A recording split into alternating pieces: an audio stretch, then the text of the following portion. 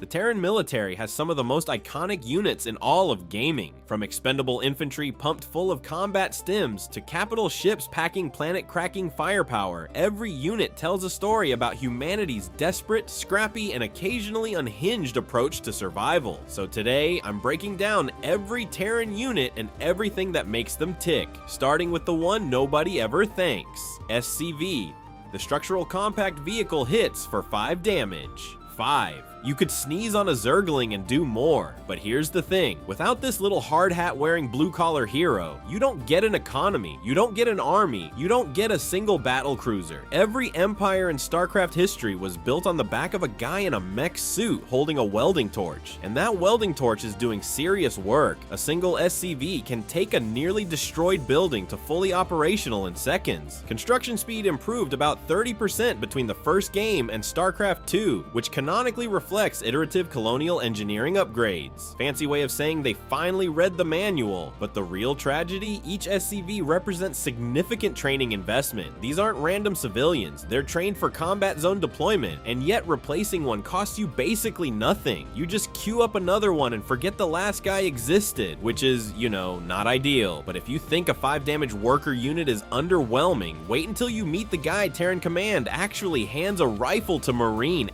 Every Terran player knows this unit. The Marine is the grunt, the expendable frontline soldier, the guy who gets a rifle and a pat on the back and is told to go die for the Dominion. But here's the thing, this expendable infantry unit is secretly one of the most tactically sophisticated units in the entire game. Each Marine carries a C-14 Gauss rifle, dealing 6 damage per shot. That sounds pathetic until you put 40 of them together and watch an entire Zerg army evaporate in about 3 seconds. Their movement speed combined with a 5-unit attack range means skilled players can kite slower units indefinitely, dealing constant damage while taking 0 in return. Then there's Stimpack. You literally inject your own soldiers with combat drugs that shred their health in exchange for 50% faster attack speed. Trade your own blood for victory. That's not just a game mechanic, that's the entire Terran philosophy in a single button press. In StarCraft 1, Marines were fragile cannon fodder you threw away by the hundreds. In StarCraft 2, they became legitimate tactical investments worthy of real micro attention. The community still argues about whether Marine heavy compositions represent peak efficiency or a crutch that falls apart against specialized units. Meanwhile, in the lore, these soldiers are psychologically conditioned recruits fed propaganda about how military service is their golden ticket, which is, you know, not ideal. But if you think Marines are aggressive, wait until you meet the unit that was literally designed to jump over your walls and shoot your workers in the face. Reaper.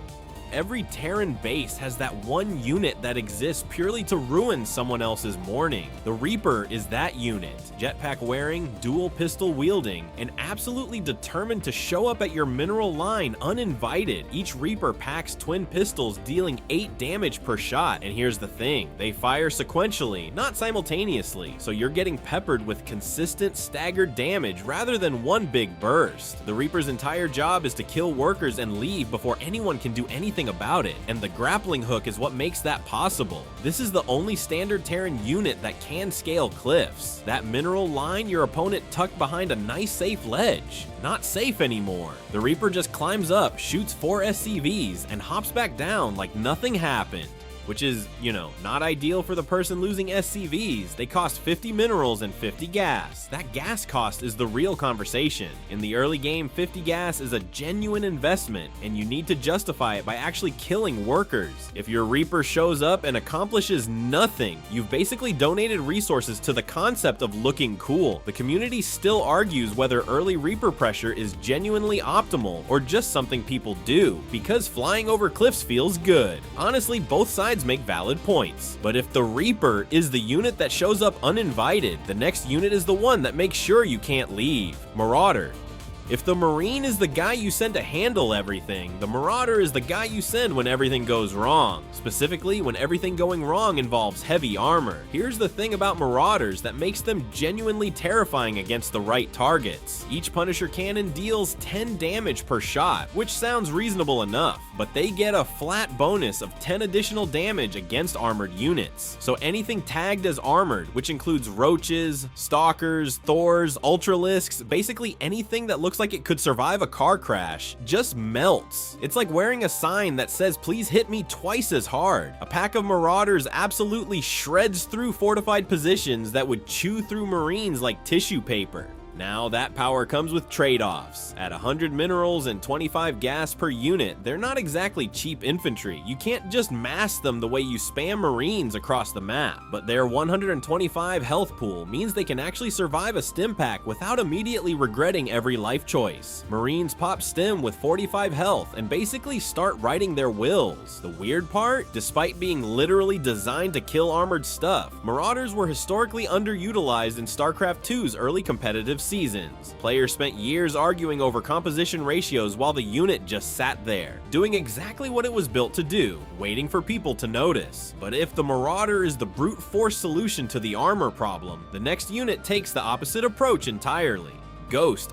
On paper, the Ghost looks underwhelming. 10 damage per shot from a C10 canister rifle, a Marine with a fancy coat. You'd look at those numbers and wonder why anyone would spend 200 minerals and 100 gas on something that shoots like a slightly annoyed librarian. But the rifle isn't the point. The Ghost is a walking war crime delivery system. Ghosts generate a cloaking field that renders them completely invisible until they attack or use an ability, meaning you can walk one directly into an enemy base, park it next to their most important structure, and just wait, which is, you know, not ideal for the other guy. Then there's Snipe, 130 damage to any biological target, ignoring armor completely. That infestor your opponent spent all game babysitting? Gone. High Templar about to storm your entire army, deleted before it gets the chance. Against squishy high-value targets, it's basically an assassination button, but the real star is the nuke. 300 damage to units, 500 to structures, across roughly a 7-unit radius. That's not an ability, that's a tactical reset button. And the best part? The moment that nuclear launch detected warning hits, your opponent panics. They scatter units, abandon positions, lose focus. The nuke doesn't even have to land to do its job.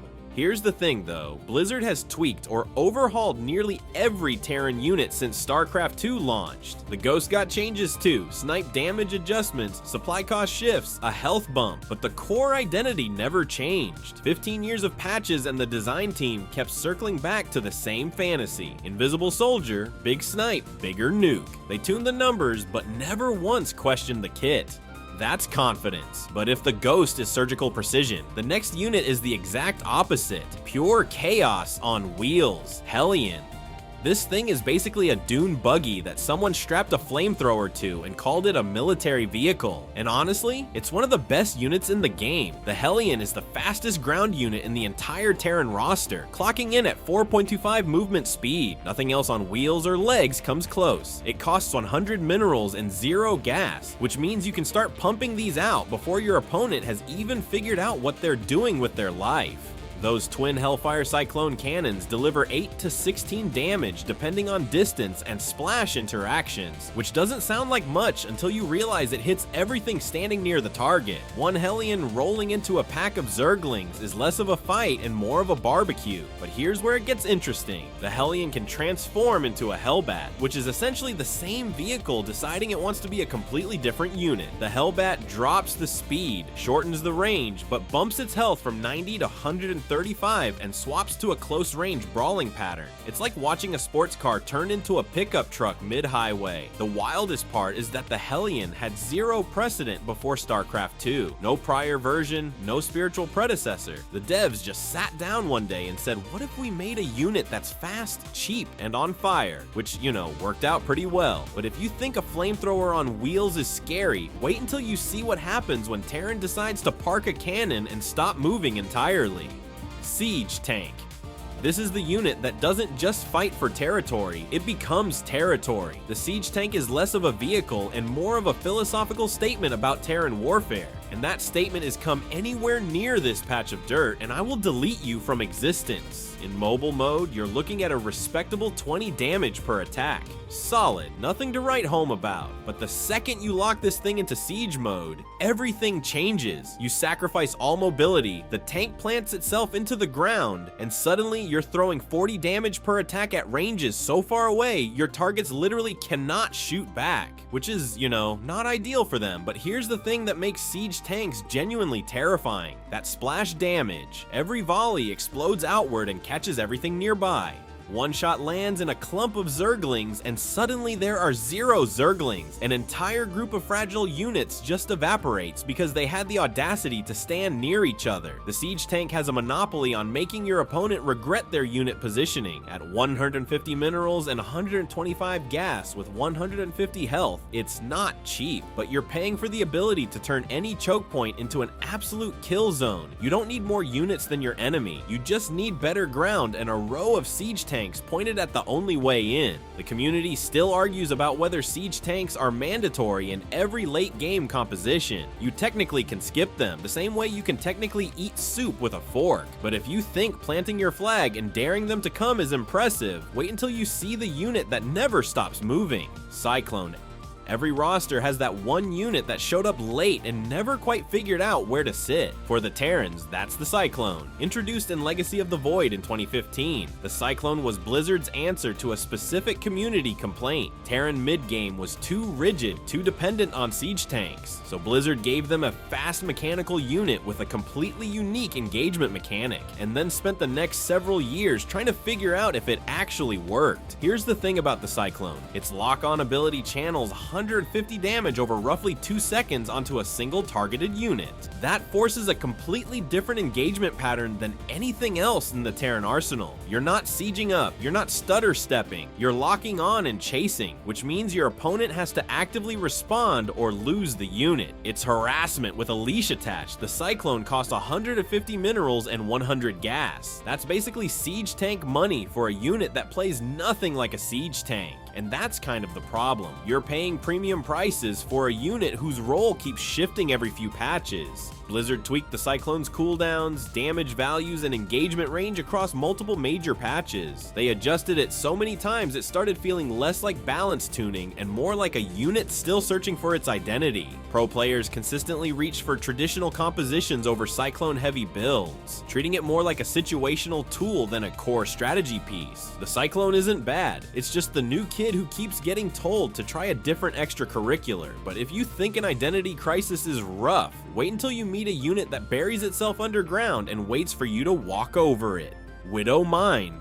The Widow Mine is the meanest thing Terran commanders can do to someone without looking them in the eye. It burrows underground, goes completely invisible, and then just waits. The moment anything wanders too close, it detonates for 125 damage in a radius of about 2.5 units. No warning, no negotiation, just an explosion and a whole lot of regret. Here's the thing, this unit doesn't just kill stuff, it changes how your opponent thinks. The second they know Widow Mines are on the field, every movement across the map becomes a calculated risk. Every attack path gets second guessed. Every expansion timing gets delayed by the paranoia of what if there's one buried right there. That's not a unit, that's psychological warfare with a 75 mineral, 25 gas price tag. And that price tag matters because it makes the Widow Mine one of the most cost-efficient defensive tools in the entire Terran arsenal. The anti-air applications are where things get genuinely disgusting. Position 1 along a predictable flight corridor and a single detonation can wipe out multiple transport ships simultaneously. Every unit inside, gone. One mine. That's the kind of trade ratio that makes accountants weep with joy. But it's not broken, and that's entirely because of the cooldown. After detonation, it needs an extended recharge before firing again. One shot, then you're sitting there like a very expensive rock. The community stays divided on whether heavy Widow Mine investment is smart defensive spending or a resource trap that starves you of units that can actually fight back.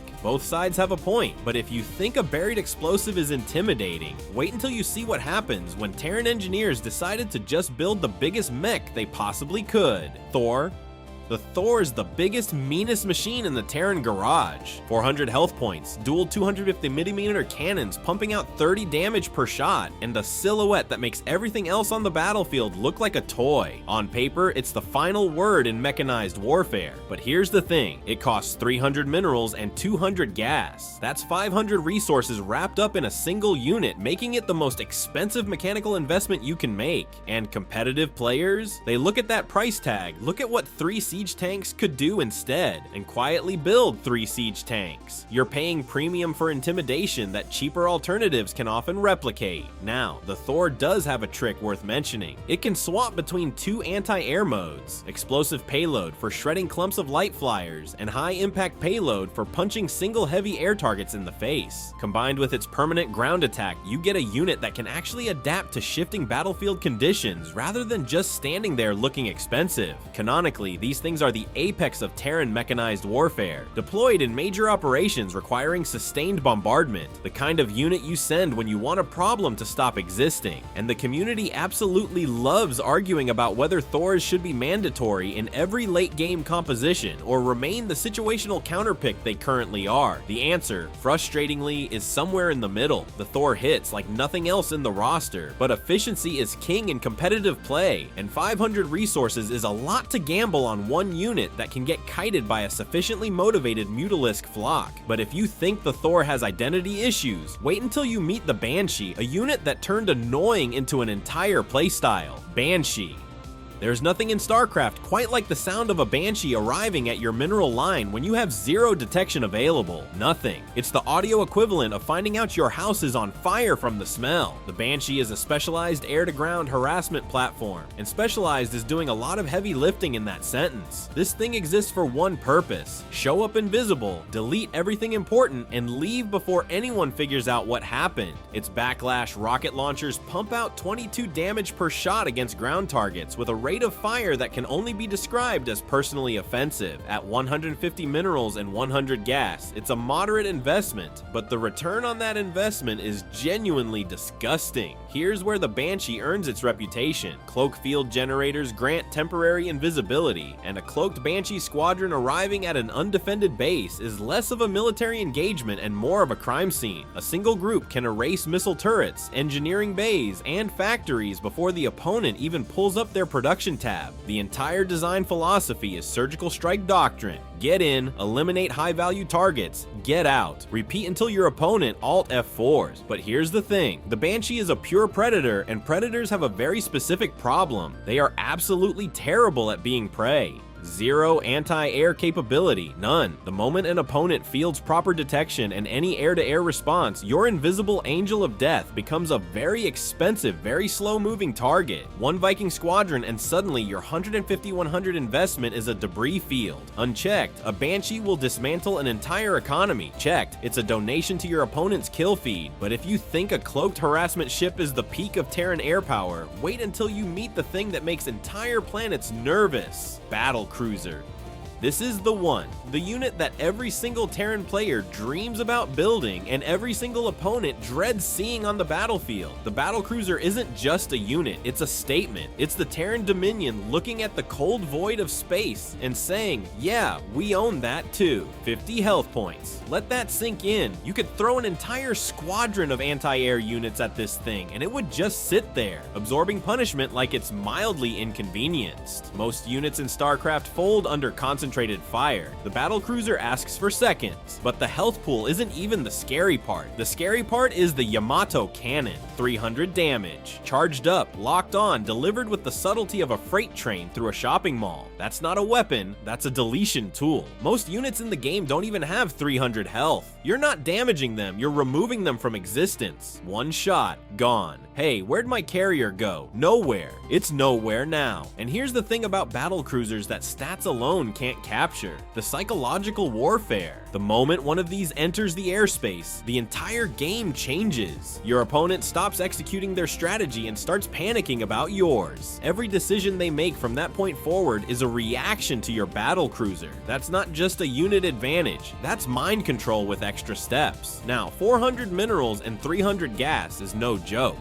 That's the single most expensive unit in the entire Terran roster, and the community remains genuinely split on whether they're a viable late game strategy or just a really expensive way to lose all your resources at once. Tournament data across multiple StarCraft 2 seasons shows their viability fluctuating like a heart monitor, sometimes dominant, sometimes completely absent from competitive play, which is, you know, reassuring. But none of that changes what the Battlecruiser represents. It's the final form, the logical conclusion of everything the Terran war machine builds toward. Some SCV somewhere mined the minerals, built the supply depot, funded the starport, and out of that starport came this absolute monster carrying a cannon that erases things from reality, from Wrench to Yamato. That's the Terran story. If you enjoyed this video and want to see more, click the video on the screen now.